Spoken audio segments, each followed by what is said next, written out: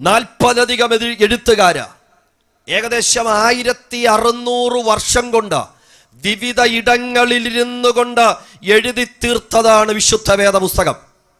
നമ്മുടെ കരത്തിലിരിക്കുന്ന ഈ പുസ്തകത്തെ 66 പുസ്തകങ്ങളുള്ള ഈ പുസ്തകത്തിൻ്റെ ചരിത്രത്തെ നിങ്ങളോട് മാത്രമല്ല ഈ ദേശത്തിലുള്ള നിവാസികളെ നിങ്ങളുടെ അരികിലേക്ക് ചില സുവിശേഷകന്മാർ ലഘുലേഖയുമായി വന്നിട്ടുണ്ട്.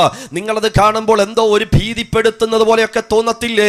അല്ല, നിങ്ങളുടെ കരത്തിൽ വന്നിരിക്കുന്നത് ജീവൻ തുടിക്കുന്ന ദൈവത്തിൻ്റെ വചനമാണെന്ന് ഇന്ന് രാത്രി ഓർപ്പിക്കാൻ ആഗ്രഹിക്കുകയാണ്.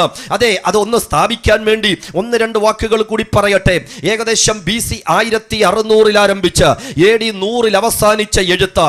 അതെ, ആരൊക്കെ എഴുതി? പണക്കാരെഴുതി, പാവപ്പെട്ടവരെഴുതി, രാജാക്കന്മാരെഴുതി, ന്യായശാസ്ത്രിമാരെഴുതി, മുക്കുവന്മാരെഴുതി, അതെ പണ്ഡിതന്മാരെഴുതി, തീർന്നില്ല, കാട്ടത്തിപ്പഴം പെറുക്കുന്നവനെഴുതി, കർഷകനെഴുതി. ഇങ്ങനെ സമൂഹത്തിന്റെ വിവിധ തുറയിലുള്ള പ്രിയപ്പെട്ടവർ കൊട്ടാരത്തിലിരുന്ന്, വനത്തിലിരുന്ന്, അതെ മരുഭൂമിയിലിരുന്ന്, കടലിനകത്തിരുന്ന്, വിവിധ കാരാഗ്രഹത്തിലിരുന്ന്, ഇങ്ങനെ വിവിധ സ്ഥലങ്ങളിലിരുന്നു കൊണ്ട് 1600 വർഷം കൊണ്ട് എഴുതി തീർത്ത ഈ വേദപുസ്തകത്തെ നിങ്ങൾ അക്കമിട്ട് പഠിച്ചാൽ ഒരു കാര്യം മനസ്സിലാകും.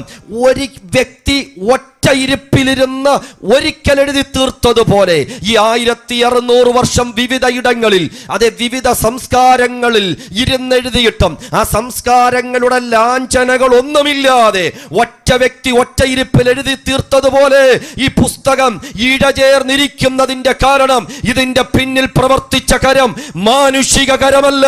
ഇതിന്റെ പിന്നിൽ പ്രവർത്തിച്ചത് സർവശക്തനായ ദൈവത്തിന്റെ കരമായത് കൊണ്ടാണ്.